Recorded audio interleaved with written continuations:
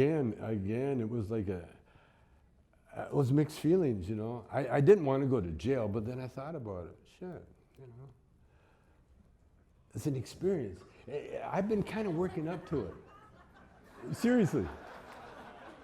One of the reasons I went to jail was that they checked my juvenile record.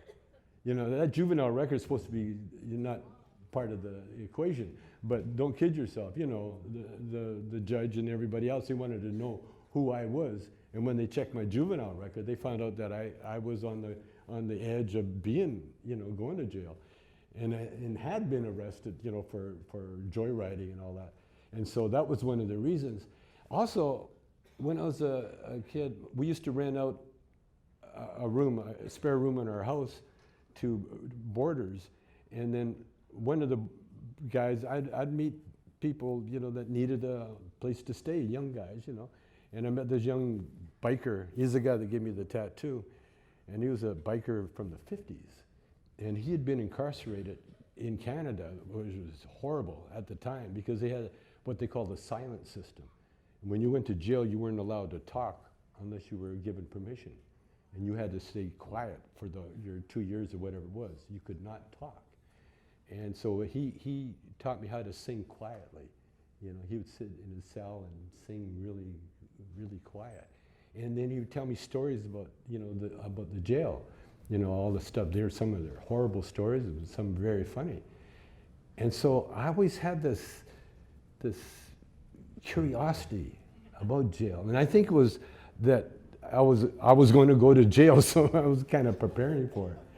And so when I went to jail, I only had one bad night. That was the first night, because you know, I'm a celebrity. In fact, we took a limousine. Vanity Fair sent a limousine to take me to jail with a writer.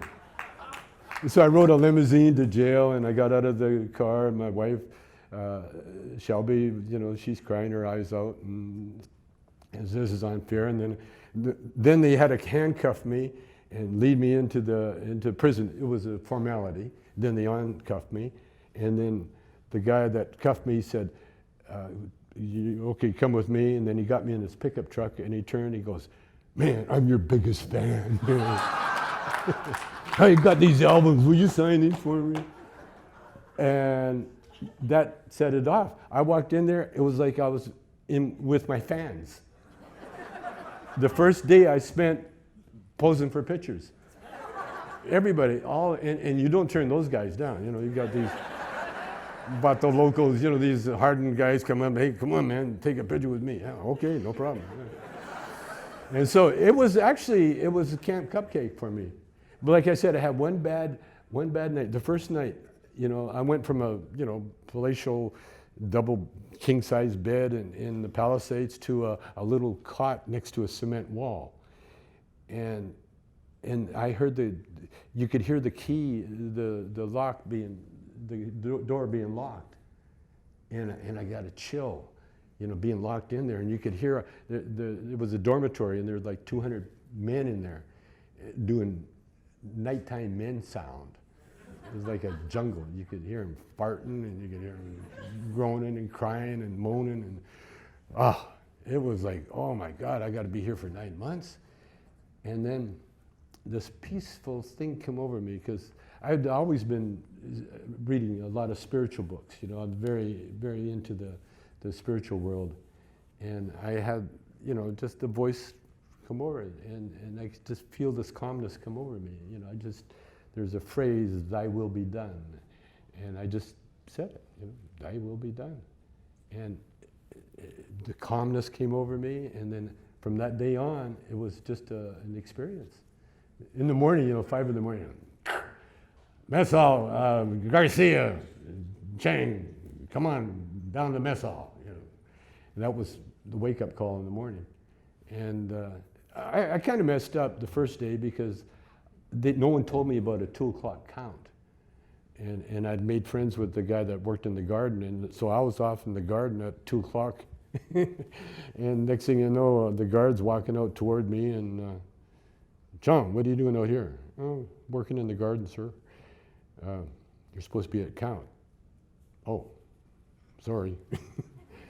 So get out of here. And so I went back, and it was, yeah, I felt like an embedded journalist. Because I'd look at it, and I'd do crazy things. Just my nature, you know. I'd been learning how to dance tango. And so I started practicing my tango on the basketball court by myself. And next thing you know, I'd have a crowd of bikers looking at me, doing, dancing my tango walk, And then one of the bikers goes, "Hey, Chong, you don't have to dance by yourself. Here, I'll dance with you." So I walked over to him and I took him in my arms, and he got all homophobic. Don't touch me. And so all the bikers, everybody laughed. His name was Steve. He became my dog. And Steve had tattoos. He was a white supremacist. He had white power on his back and tattoos on his forehead, and been in jail all his life, and in and out. And so I told Steve, I said, teach me how to do time. You've been here many times. How do you do time? And so he gave me a course on how to do time in jail. And what you do, you stay busy. You play games, a lot of them card games. You play card games, and you have little bets. You bet with each other, and it's not money. What you bet push-ups. Like if you lose, and you got to give the winner 20 push-ups on demand, and it doesn't have to be like if you say 20 push-ups, it can be 2. Give me 2 on demand at any time. And so Steve was. We'd played pool one time, and I beat him. And then Steve wanted to play again, and I said, no. Because he was a pool shark, and I beat him on a fluke. And I said, no, I'm not going to play you. He said, why? I said, well, I'm perfect. Yeah. I'm a perfect winner, And if I play you again, I'll probably lose. So I tortured the hell out of Steve. And then we played the card game, and of course I won again. And so he started bitching about his pool game, and I said, give me 2. He looked at me, oh Lord, and he had it in front of all the bikers and everything. He's down there doing push-ups and that.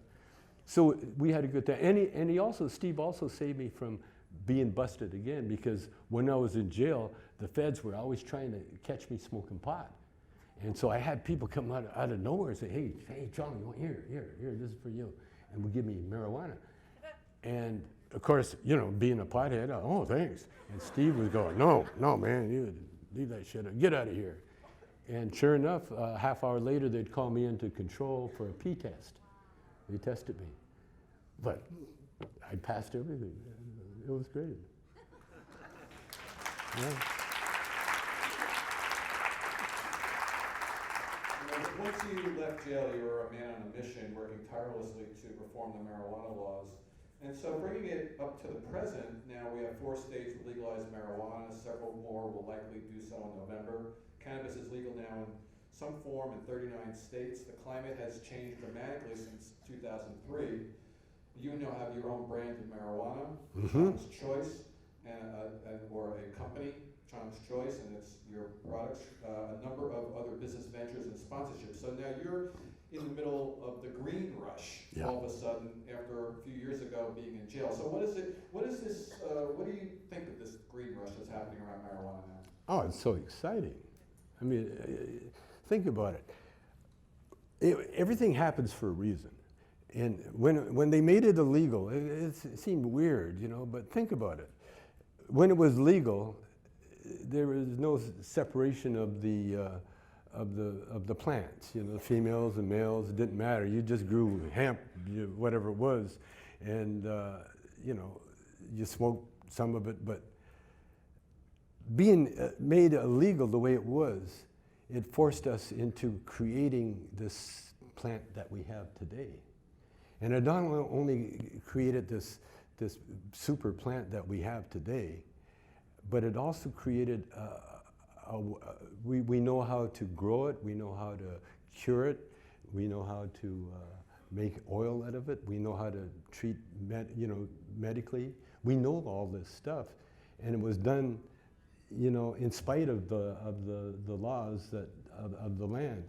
And so what it proves to me is that we have a system in place. And so these laws that they're trying to pass, you know, you can't have a dispensary near a school and all these bullshit, stupid alcohol kind of related laws are laughable.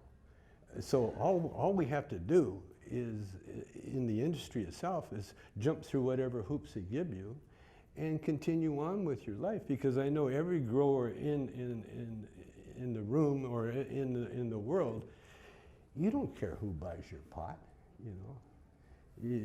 It's there, and people that buy pot, they buy it because they need it. You know, it's not a thing like alcohol where you get addicted and all of a sudden you need your alcohol and you're drinking rubbing alcohol or anything. You know, pot is very, you know, individually mandated. You know, I've known people that in my household they don't smoke. My wife doesn't smoke. She'll use a salve and she'll rub it on her body and she loves it that way, but she doesn't like the high that she gets, and she doesn't like the way it makes her eyes flop and stuff like that. So pot is so individual and so relatively harmless when you think about it. You know, there are people with the crazy. Well, you know, high times, you know, when in Amsterdam they had beds or mattresses so that when they smoked too much pot, they had a place to fall down, to lay there. And there would be people laying on there, but there'd be a lot of other people that just normal, you know, just did their thing. And the people that smoked too much pot, what's the worst that happened to them? They had to sleep. That's all. And so to try to find laws to dictate and to govern and, you know, to treat it like it's some kind of dangerous drug is ridiculous. And so all they have to do really is go through their motions, do the shit they're doing, but collect. Here's my way. Here's the way I think that should be done is that sales tax. That's all it should be. Sales tax. You pay your 10% or whatever it is to the government, and that's it. That's it. Done. Done. You know. And if people are sick, like I know myself, you know, when I was sick, I had tons of pot given to me free. And that's what we do as growers and as pot lovers, we do. If someone needs it, you don't charge them, you just give it to them, you know. And that's what you do. That's what you do, you know. You don't hold back, you know, because, hey, you want this, you better give me a lot of money, you know. No, it's not that way, you know. And what we're doing when we do that, when we treat pot for what it is, it's a gift. It's a gift from the Creator. Yeah. Think about it.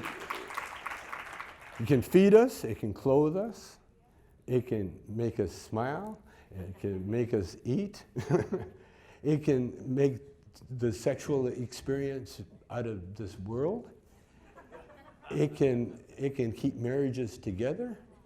It can keep families together.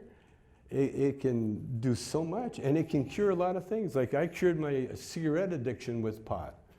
You know, when I was a kid, I was 21 years old, I used to smoke cigarettes. And so I realized the way to do it is every time I felt like a cigarette, I'd light a joint. And I'd take a couple of tokes, and the next thing I know, I'd go hours without a cigarette, and then days without a cigarette, and then weeks without a cigarette, and then finally I was cured. I was totally off tobacco. You know? And then the other thing, it keeps you young. And a lot of people think youth is your appearance. No, youth is not your appearance. Youth is in your mind. It's in your mind. It's how you think. It's how you think. And people, you know, like I get a lot of people, when I meet them, I feel weird, you know, because they'll look a lot older than me, and then I'll find out they're 10 years younger. And it's weird, and they look at me, but I learned, like a musician, I learned, for instance, one of the tricks I do is that I like to buy my clothes at a skate shop, you know, because they cater to young people, but they give you the good, solid clothes that will last, you know. So there's so many things you can, that pot, you know, that encourages curiosity. It encourages your curiosity, you know. It encourages and it calms, but more than anything, it calms the brain. That's why the people with MS, because that's what happens when you have MS or any kind of neurological disorder. It's the brain giving the wrong signals, or your body's getting the wrong signals for one reason or another. And so when you get the pot calms everything down. And next thing you know, you're not having seizures. Next thing you know, you're healing. Because like when animals get sick, they don't go to the doctor, you know. An animal, a dog gets sick, it'll crawl into a little corner and just lay there. Nothing, maybe have a little water, and that's it. Fast, and just lay and sleep. And that's what happens when you sleep and when you calm your body down. You know, all the nerves get calmed down. Then the body can heal itself, because your body is a phenomenal piece of art that can heal, can do everything itself. It can heal. Like I bit my tongue the other day, and your tongue is it heals faster than practically any organ in your body if you leave it alone. And that's what I found out with pot. It just calms everything down, and I couldn't live without it.